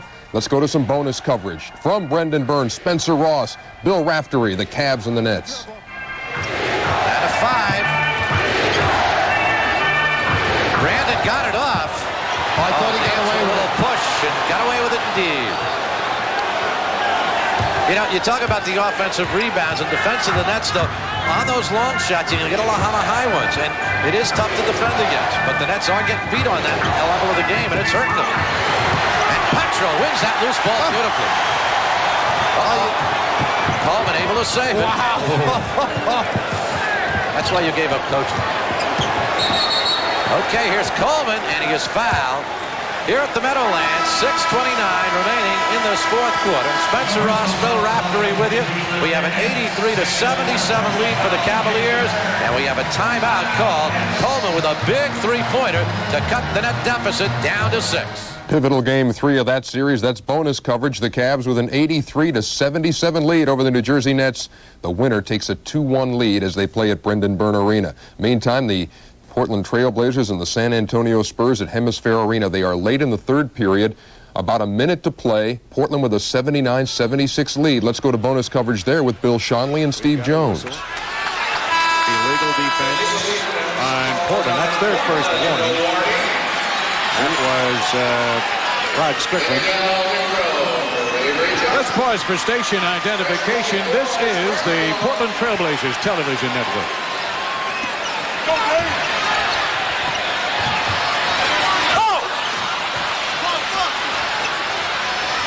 Shot by David Robinson doesn't go. Portland back down the floor. Easy jam to Cliff Robinson. That went from Buck Williams to Rod Strickland to Cliff Robinson. In the final 51, Portland wants to pay attention and not allow San Antonio to get something cheap. Make them earn a score to see if they come inside to read.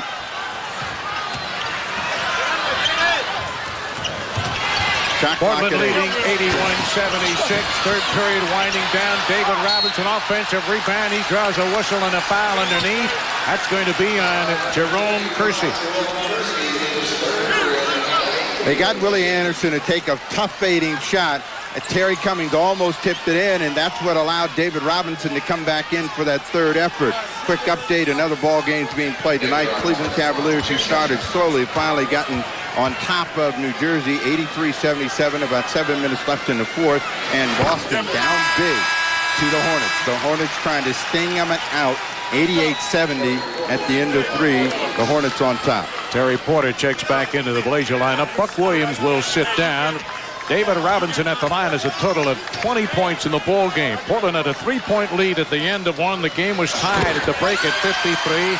We've had a lot of ties, and it's 81-78 now, with Portland winding down the clock in game 3 with a series tied 1-1. Third period coming to a close. Well, it's a 5-second differential, and they're going to try to expose the defense of Vinny Del Negro, which is going to make San Antonio players collapse. And if they don't, that means somebody's going to get a shot. Strickland over the top. Yes, sir. Tickled the cord for a big two, 83-78. Vinny, shot clock for three. He's not going to get it. Rebound out of bounds off Terry Cummings with 0.2 of a second remaining. And this third period will be history. Cliff Robinson intended for Ellie, and he threw it up, but the time had expired. So, ladies and gentlemen. All right, Portland, after losing the home court edge in game 1, trying to get it back. They head to the fourth period with a 5-point lead. We'll head back to Charlotte after this. Doug Collins, I'm Ron Thulin, and bringing you up to date. Kevin McHale just hit 1 of 2 from the stripe. And the Hornets' lead is cut to 13 at 88-75, and we are nearing the 10-minute mark of the fourth and final quarter. Mourning fakes right, goes left, and he drains the jumper. Ron, it seems like any time that Boston has made a run tonight, Alonzo Mourning or Larry Johnson have come up with a very big shot. Mourning 16 in the second half, 26 for the ball game. Fox among the big boys. He's fouled. Now let's take a look at tonight's Dutch boy in the paint. Mourning against Parrish. Really a pretty even matchup when you look at the numbers. +8 points-wise for Alonzo Mourning. Block shots, the Hornets 9-5. Most of those block shots attributed to Alonzo Mourning. Fox gets the roll to go down. In fact, he has 6 of the 9 block shots. Robert Parrish has 2 of the 4 for the Celtics. It's so funny. Alan Briscoe talked about Del Curry having the big game on Monday, which he did. Today he said he needed a big game from Johnson, Mourning, or Gill, and he's basically getting them for all 3 of them.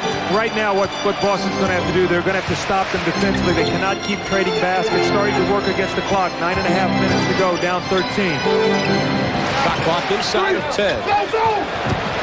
Baseline cut off, double team, triple team. No place to go. Was not a travel, although it looked like it. 23,698 have come to the Charlotte Coliseum tonight to see if the hometown Charlotte Hornets can win game number 4 and win the series 3-1, advancing to round number 2. Charlotte has led from the beginning of this game. They led 88-70 at the end of 3, and right now they lead 90-77. And at the line it will be Alonzo Mourning. His 15th free throw tonight. And his counterpart at center, Robert Parrish, has none. This is the play that Alonzo Mourning made. I thought his foot hit the floor before he took the shot. Let's see if his feet came down before he shot the ball. He was actually bailed out on that shot. I think the Celtics are upset, saying, why is this rookie getting so many free throws against our front line and we can't get there? This will be number 16, and he makes good. The lead is back to 15, and so comes the crowd back into the game. Fox. Mourning the rebound. That is 6 for him tonight. Bogues the pull-up J. Doesn't get it. The outlet to Fox. Boston needs to begin to think score, score, and score with a couple of stops thrown in for good measure. McHale tries to throw it off Gill right into his Velcro hands. Mourning has it stripped, and he'll go to the line again. He's going to shoot 20 free throws tonight. Boston probably won't. 9 of his last 11 points have been from the free throw line, much to the dismay of Chris Ford. See, you must play him for the little 15-foot jump shot that he can make. And Alonzo Mourning, who really got a big rest in the first half due to foul trouble. After 3, he'd only played 24 minutes, so he'd actually set out 12 minutes in the game. So he's fresh right now. Oh, yes. 14 of 16 from the stripe. The importance of your big guys being able to shoot free throws. So if you're going to go to them down there, there's going to be all that kind of contact. You want them to be able to go deliver the free throw. And Alonzo, again, 78% on the season. So when you foul him, he's going to make about 8 of every 10. See Portland leading, Cleveland leading with about 4:40 left to play in that game. Cleveland looking to go up in the series. Only his 3rd miss in 18 trips to the line, but the Hornets lead it now by 16. Boston has not gotten closer than about 8. That was way early in the first half. Boston's never led in the ball game. McDaniel lets it go, and Xavier McDaniel from the outside. Again, though, they cannot continue to change points, change baskets. They've got to get some defensive stops. They need 3 or 4 stops or 3 or 4 scores. Now, there's the little jump shot I was talking about. He didn't knock it in, but he can make that shot. We talked about that Boston does not cause very many turnovers there. During the regular season, they only forced 14 a game. And when you don't do that, you're not rebounding all that well, you're going to have a difficult time catching up. The Chief. That drew rain. Douglas with a baby shot. That's 12 offensive rebounds in 4 games now for Sherman Douglas. 3 a game. The leading offensive rebounder in the series for Boston. The lead is down to 12, but 23,000 stand on their feet. Muggsy from the college 3.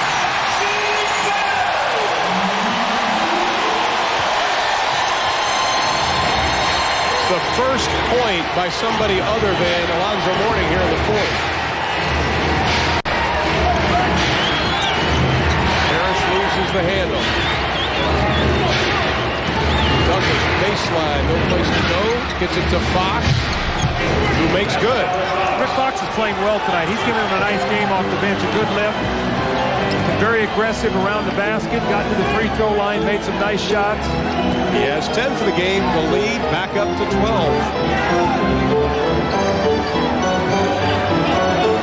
Shot clock inside of 10. Johnson backing in McHale, the double team. Gill over Douglas, he'll be short as Kendall Gill takes a seat, but Johnson tracks it down. He looked at the 3. LJ calls a timeout. 6:39 left to play. The Hornets nearing the series win. The Hornets lead it by 12. About 6:39 left to play in the ball game. And Kevin McHale, 3rd on the Celtic career playoff points list, over 3,100 points. 13 NBA seasons. He's got 3 rings, 7 All-Star games. Well, I'm sure that Chris Ford would say, Kevin, I'd like to have about 20 of those points that you've scored through the years in the last 6:39 here to give us a chance to win this game. Down 12, the clock's starting to work against them. And it'll be just probably a couple of minutes before the crowd even gets into it even more, sensing the kill. Charlotte has played a very smart basketball game tonight. Alan Bristol thought it would be tighter than Monday night, and it was. But Boston has never been able to mount any type of charge or stop against Charlotte. Harris way out front with Johnson as the shot clock reaches number 4. He's not going to get it off in time. It'll be a violation anyway. 24-second shot clock violation. Boston has the ball. Alan Bristow says there's 1 second left, but I don't think he's right. Just a reminder, the Houston Rockets and the LA Clippers coming your way. Game 4 of their best-of-5 series. Houston leading it 2-1, looking to put away the Clippers in LA tonight. There's still plenty of time remaining in this game. In Boston, you're talking about a 5-possession game right now, and you have over 6 minutes. Now it's down to 10, so there's still plenty of time. Right now, Charlotte has been using a lot of shot clock the last few possessions. As a result, they have not been able to get a good thrust at the basket. It's a big possession. Get something going to the basket. Boston on an 8-2 run. 45. Johnson. McHale gets a piece of it. And he's telling his team to get going. See, the thing right now, you're going to run into fatigue being a problem with Kevin McHale. He is breathing very hard right now. Parrish on Mourning. Backs in. Mourning puts a forearm up. The basket won't go. But Alonzo is whistled for his 5th personal foul. Was it on Mourning? They've called it on Kendall Gill on the reach-in, so it'll be his 3rd. Mourning put that forearm right upside of Robert Parrish's chest. Looks like Cleveland is going to hold on and beat New Jersey and take a 2-1 lead in that series. Portland, San Antonio, great game. 7 minutes left. Portland trying to break through on the road. Robert Parrish, 19 points, 7 rebounds, but this is his first trip to the line. These teams are so well scouted. It's now an 8-point game, but the Celtics coaches stood up and said they're going to go screen roll. They're going to go screen roll. Let's talk about how we're going to defend it. So here it comes, screen roll. Mourning tries to set the pick for Douglas. Sherman goes right through it. Curry for 3. That'll kill you.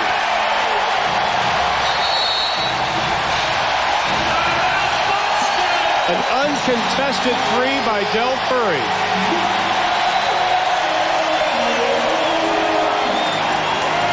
Let's take a look at the play now for Del Curry. They're going to run a screen roll, but here comes a screen right here that you're going to see on the basketball.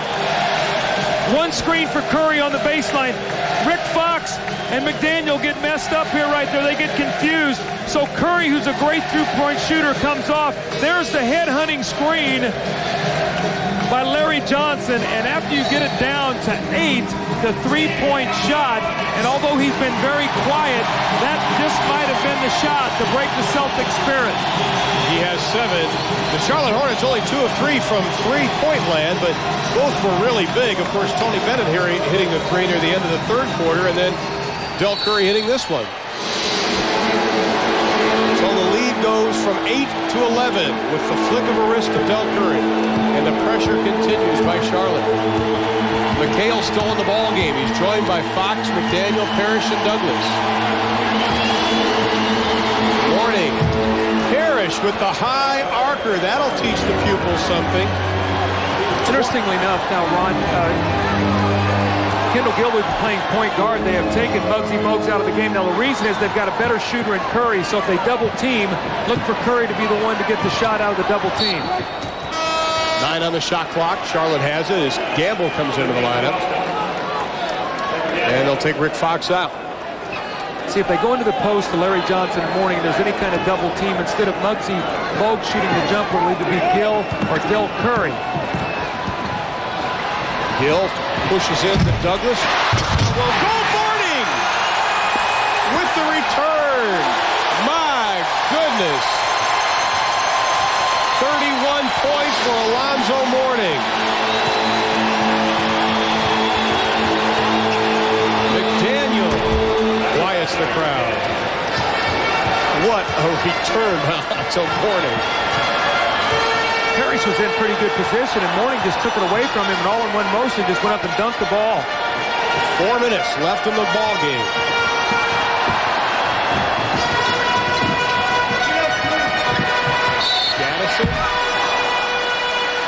Alonzo Mourning puts an awful lot into a dunk. Let's listen to it.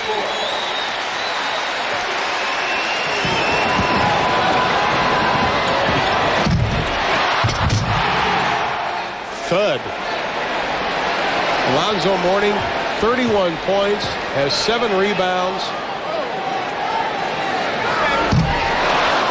As Kenny Gaddison, his first trip to the line, misses it. He has 8 points tonight. 6 coming in the first half.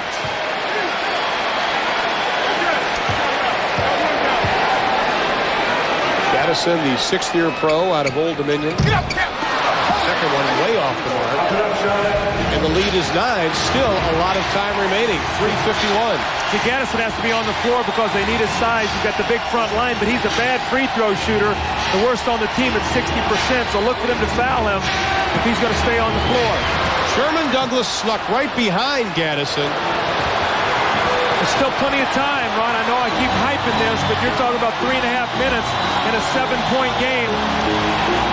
Alan Briscoe felt this would happen. Outside, Kendall Gill.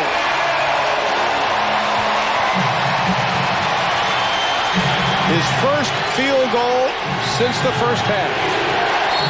He was 0 for 8 before that hit, and we have a whistle. It's going to be Alonzo Mourning in the post, so Parrish shooting free throws.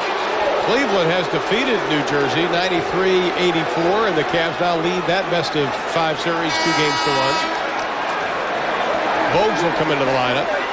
Now he's back for his pressure defense. Curry comes out. I guess that's only the 4th team foul. They got it up there so quickly. I looked up and it was 4. I thought they were going to move it to 5, so only the 4th team foul, so they will not be shooting. They will shoot from here on in, as will Charlotte. Mourning picked up his 5th. Crowd chanting defense. Gamble in the paint kicks it back out. McDaniel drains the jumper. He's had a big night. What is that? He has 18 points tonight. I said they needed 20 plus out of him to try to win this game. So he's at 18 right now. And he's made his last 4.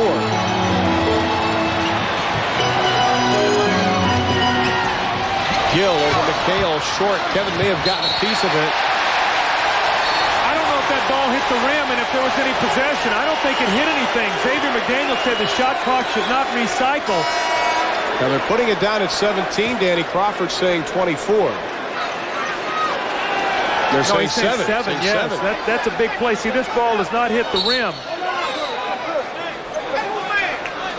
Only 7 on the shot clock, 2:40 on the game clock. Alan Briscoe wants to talk about it. Hornets lead at 102-95. Have cut the Charlotte Hornet lead down to 7 at 102-95 as they were on a 14-5 run the last 4 minutes and 50 seconds. Timeout situation. The Hornets with only 1, and there's still a lot of time remaining when you only have 1 timeout. Boston is not going to go away easily. Charlotte's going to have to execute in the last 2:40. 7 seconds on the shot clock. See if they can free Del Curry up for a shot coming off the screen. Biggest lead for Charlotte was 19. Curry, the reverse lay-in, won't go. Fox tracks it down, calls a 20-second timeout with 2:35, trailing by just 7. So Boston now with 2 fulls, no 20s. Charlotte with 1 full, no 20s. Interesting. That looked like that 20-second timeout was set up before they came out. I mean, I didn't see any particular reason why there was a 20-second needed there. It looked like they had the ball in the open court. But I think that Chris Ford had said, if we stop them here, I want to get a 20-second timeout unless we have... Well, the Celtics, 77% in the 4th. Hornets, 31%. Oh, I see why now. He's taking Rick Fox out of the game. He had him in for defense, and he's putting Gamble in for his offense right now. So that's why the 20-second timeout was called. They get the substitution. This one, a lot of time left. We don't want to foul back here, Larry Johnson. Puts him right in the penalty. Everything down has got to be earned from the field. Johnson playing with 4 fouls. Mourning playing with 5. Parrish on Mourning for the easy 2. Robert Parrish working his magic. Guys, they were down. They was down 18 coming into this quarter. It's now a 5-point game, a 3-possession game. Parrish has hit his last 6 shots.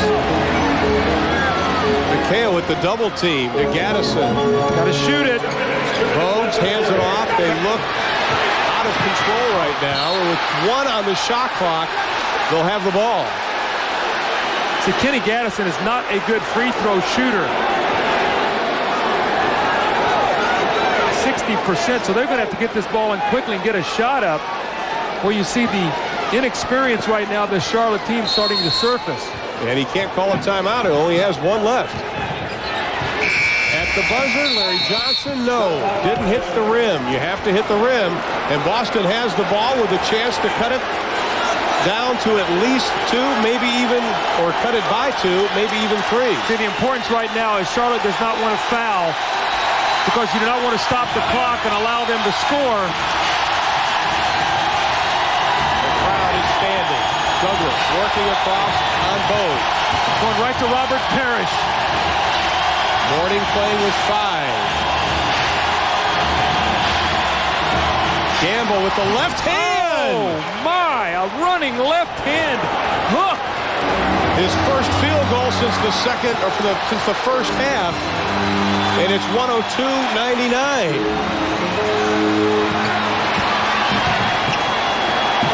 Wait, somebody's got to look to take the shot. They're letting the clock work down way too much.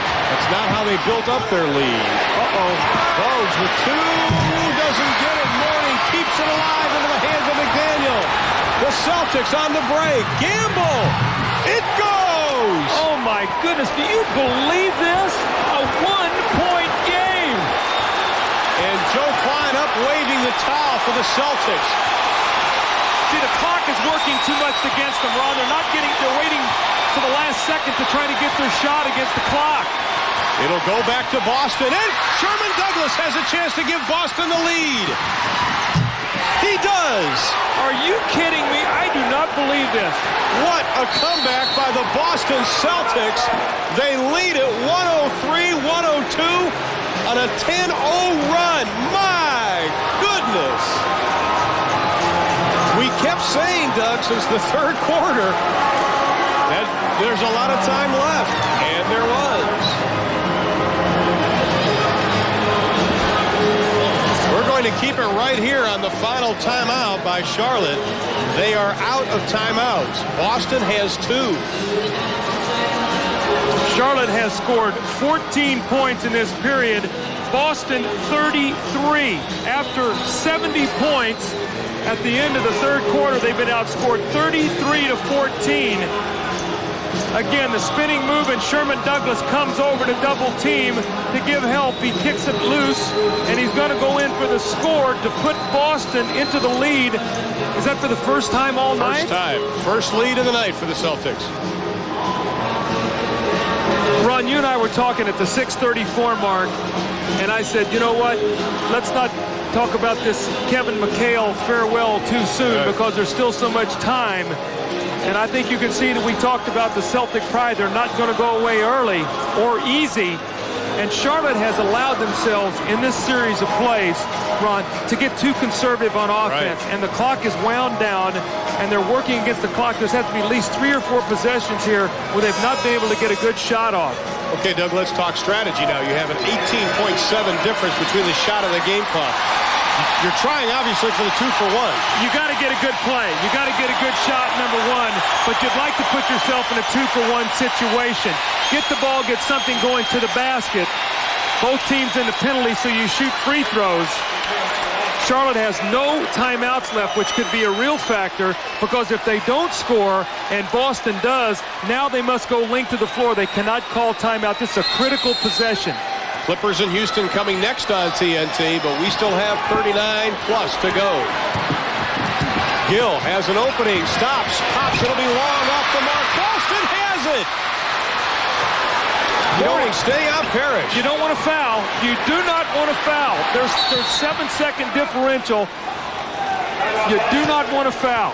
You got to play good, solid defense. We have 24.9 left. We'll be back.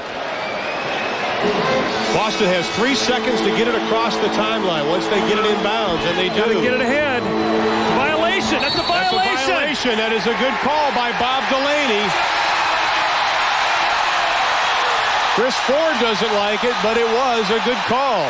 Bob Ryan, one of the writers for Boston, gave us a very interesting note, Doug, on the Celtics. Yeah, earlier in the year, Boston played in L.A. They missed the first shot of the fourth quarter, hit their next 15. They had a 49-point fourth quarter to come from behind and win in L.A. 129-114. So they have done this before. Now, Tony Bennett is in the game for Muggsy Bogues. Why? For his shooting.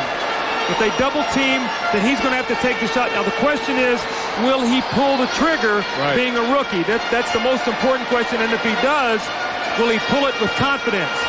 He's a coach's son. Dick Bennett, his father, Coach Terry Porter at Wisconsin-Stevens Point. They're going to go the isolation to Larry Johnson. They'll spread the floor. Bennett's a shooter.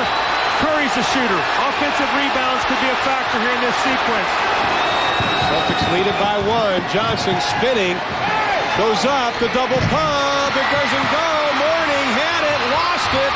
Ball belongs to Charlotte with 3.3. Remember, they have no timeouts. They have no timeouts.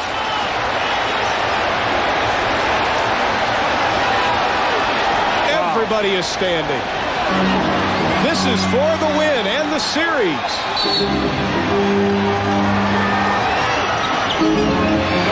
Mourning for the win.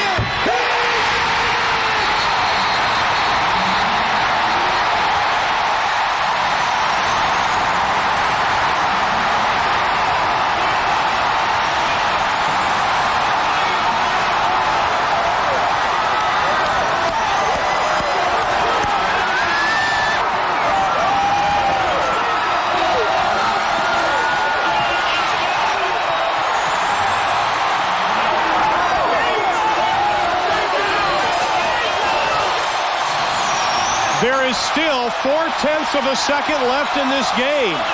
They're going to have to clear the court. Oh, I love this game. Alonzo Mourning, the biggest shot of his life, gives Charlotte the 1-point lead, but we have 0.4 of a second left in the game. Alonzo Mourning doesn't know where he's at. Daryl Garrison went up to him. He's walking around. He said, there's 0.4 of a second. You got to go to your huddle. Look at Alonzo Mourning. Step back. Now, this is a college three with a hand in his face. He buries it at 0.4.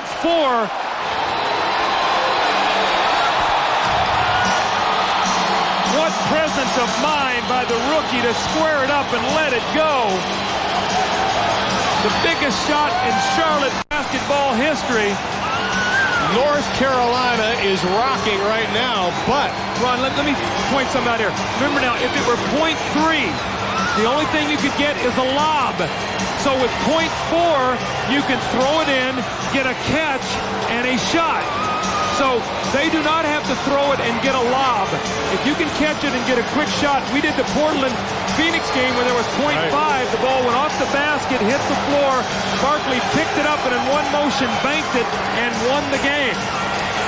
Well, it was 24 years ago tonight that the Boston Celtics beat LA 108-106 in Game 7 for their 11th NBA title. Let's see if there's some Celtic magic left. One more look at Alonzo Mourning. Well, the one thing about it is Bill Curry took his time, did not just fire the ball inbounds. The biggest thing is to get the ball in, and Mourning finds the open area. X-Man with a hand in the face, nothing but the bottom of the net. 0.4 left for the Celtics. Coming out on the court, it is D. Brown, Rick Fox, Xavier McDaniel. D. Brown is now going over and sitting down. It'll be Gamble, McHale, McDaniel, Parrish, and Fox. How important was that backcourt violation when there was only 3 seconds and they got it? They didn't get a shot up. It cost them 14 seconds in the possession. So that play was a major play. McHale will trigger it inbounds right in front of us.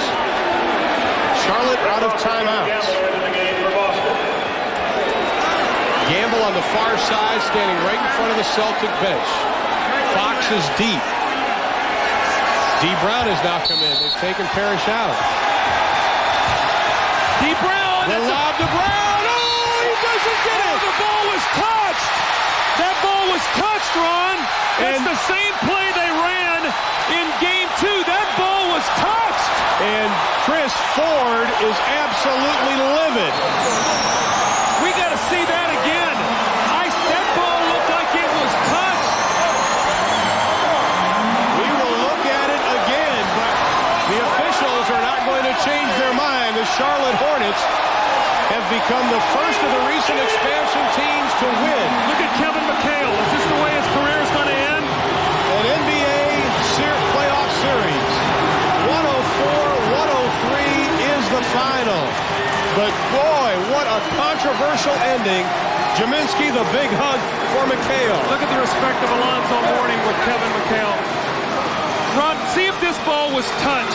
It looked like someone came over, and as the ball hit the backboard, we see the emotion of Kevin McHale as he will this be his last time in a Boston Celtic uniform? All right, now watch. The lob pass, the great screen, the catch. Oh, right there, the tip by Larry. Was that Larry Johnson or Kendall Gill? That was Kendall Gill. Kendall Gill. To take a look at it one more time as the partying continues. Great pass. There it is. Wow. Very close. Wow. Very, very close. But that is the man who hit the big shot with 0.4 of a second that vaults the Charlotte Hornets into round number 2 of the 1993 NBA playoffs. Hornets advance to round 2, 104-103 is the final. Let's look at that last play one more time. The great pass. This is the play they ran at game 2. And here comes D. Brown with the great jump. Kendall Gill is going down, and right there, he comes back with his hand and gets it. Unbelievable play. Our Budweiser player of the game belongs to the Charlotte Hornets. He is Alonzo Mourning, 33.7 rebounds, 6 blocks. Alonzo, our Budweiser player of the game. And be sure to stay with TNT. NBA action continues next when the Houston Rockets take on the LA Clippers. That'll be in Game 4. Once again, our final, Charlotte advances to round 2 with a 104-103 win over Boston. For Doug Collins and our entire crew in Charlotte, I'm Ron Thulin. Thanks for watching. Good night, everybody.